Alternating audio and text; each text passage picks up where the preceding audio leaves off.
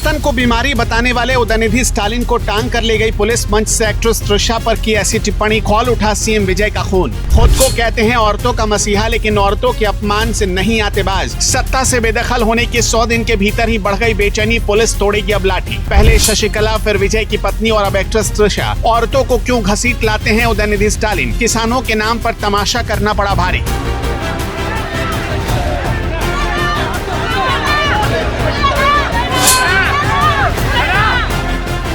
जिस आदमी ने सनातन को डेंगू और मलेरिया बताकर खत्म करने की बात कही थी और जो दावा करता रहा कि द्रविड़ आंदोलन ने ही औरतों की बेड़ियां तोड़ी, उसी आदमी ने 3 अगस्त 2026 को तंजावर के मंच से एक औरत के बारे में वो कहा जिसे सुनकर तमिलनाडु की फिल्म इंडस्ट्री तक बोल पड़ी। और अगली सुबह तमिलनाडु के नेता प्रतिपक्ष उदयनिधि स्टालिन को पुलिस उनके घर से उठाकर करीब 300 किलोमीटर दूर तंजावुर ले गई। मौका ये था कि कर्नाटक से कावेरी का पानी नहीं छूट रहा और तंजावुर में किसान धरना पर बैठे थे। उदयनिधि मंच से मुख्यमंत्री विजय पर बोल रहे थे कि सरकार को कावेरी की फिक्र नहीं है, डीएमके पर झूठे केस लगाने की फिक्र है। तभी भीड़ ने पानी का नारा छोड़कर एक एक्ट्रेस का नाम चिल्लाना शुरू कर दिया, तृषा तृषा। और उदयनिधि ने वही मंच से जवाब में कहा कि हमारे यहाँ पानी आए या ना आए, वहाँ पानी पहुँचना चाहिए। मुख्यमंत्री को बस इसी बात की चिंता रहती है। साथ में एक अभद्र इशारा भी किया। पानी मांगने आए किसानों के सामने खड़ा विपक्ष का नेता पानी पर नहीं, एक औरत पर तालियां बटोरना चाह रहा था। वीडियो रात भर घूमता रहा और सुबह तक हर लोगों के मोबाइल तक पहुंच गया, लेकिन सुबह तक पूरी तस्वीर पलट गई। टीवीके की महिला विंग की संयोजक ने तंजावुर ईस्ट के थाने में शिकायत की। महिला के उत्पीड़न, भड़काऊ बयान, आईटी एक्ट, अलग अलग धाराएं लगाई गई और कुल 6 धाराओं में केस बना। टीवीके राष्ट्रीय महिला आयोग तक पहुँच गई। टीवी के नेता अधव अर्जुन ने उनके भाषण को अश्लील बताते हुए माफी मांगने को कहा और आरोप लगाया कि डीएमके नेता डबल मीनिंग भाषा से राजनीति के स्तर को गिरा रहे हैं। आवाज सिर्फ सत्ताधारी पार्टी से ही नहीं उठी। सिंगर चिन्मयी श्रीपदा और अभिनेत्री खुशबू सुंदर ने खुलकर विरोध किया। बीजेपी नेता तमिलसाई सौंदरराजन ने बयान को औरतों के खिलाफ बताया। मद्रास हाईकोर्ट में एक जज ने 4 अगस्त की सुबह कह दिया कि दोपहर 12 बजे तक गिरफ्तारी नहीं होगी। उसके बाद तंजावुर पुलिस चेन्नई के नीलांकरई पहुंची और उदयनिधि को घर से ही घसीट कर ले गई।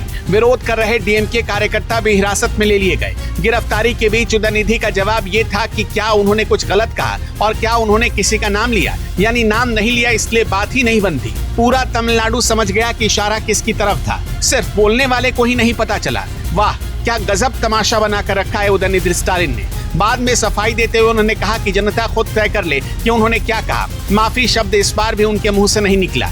डीएमके महासचिव दुरुई मुरुगन ने कहा कि गिरफ्तारी इसलिए की गई ताकि नेता प्रतिपक्ष को विधानसभा सत्र से दूर रखा जा सके। वैसे ये पहली बार नहीं है। साल 2021 के विधानसभा चुनाव में प्रचार के दौरान उदयनिधि ने तत्कालीन मुख्यमंत्री ए पलानीसामी के बारे में भी कहा था कि वो शशिकला के पैर छूने के लिए लाश की तरह रेंग कर गए थे। वीडियो वायरल हुआ। एआईएडीएमके ने कड़ी निंदा की और बाद में उन पर मानहानि का केस दायर भी किया। विजय के मुख्यमंत्री बनने के बाद उदयनिधि ने मीडिया के सामने और अपने एक्स अकाउंट पर लिखा कि विजय का कुट्टी स्टोरी वाला बड़बड़ाना विधानसभा की गरिमा के खिलाफ है और चेंगलपट्टू की अदालत में पति को ढूंढती एक पत्नी की कहानी पूरा तमिलनाडु जानता है। इसे सीधे विजय और उनकी पत्नी संगीता स्वर्णलिंगम के बीच चल रहे वैवाहिक विवाद को जोड़कर देखा गया। उसी दिन उन्होंने ये भी कह दिया कि जल्द ही टीवीके के विधायक विधानसभा के अंदर आइटम सॉन्ग बजाकर नाचेंगे।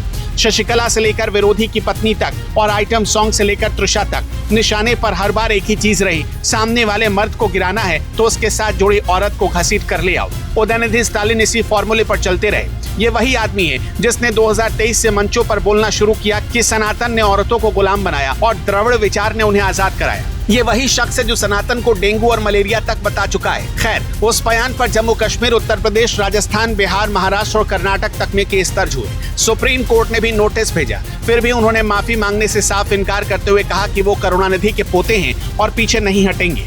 12 मई 2026 को नेता प्रतिपक्ष बनने के बाद विधानसभा में अपने पहले भाषण में ही उन्होंने सनातन वाली बात दोहरा दी और सदन में मुख्यमंत्री विजय बैठे हुए थे। मई 2026 तक वो खुद उप मुख्यमंत्री थे। 4 मई को आए नतीजों में डीएमके सत्ता से बाहर हुई और 234 में से 108 सीटें जीतकर टीवीके सरकार बना ले गई। सत्ता जाने के बाद यह उदयनिधि का पहला बड़ा इम्तिहान था और वो मंच पर ही फेल हो गए। कावेरी का पानी अभी नहीं छूटा है और तंजावुर के किसान अभी वहीं खड़े हैं। जिस मंच से उनका मुद्दा उठना था, वहां से एक औरत का नाम और उसका चरित्र उछाला गया और अगले दिन खबर पानी की नहीं गिरफ्तारी की बन गई। राजनीति का चेहरा देख लीजिए। किसानों को आगे करके कैसे मुद्दे भटकाया स्टालिन ने, यही उनकी फितरत है।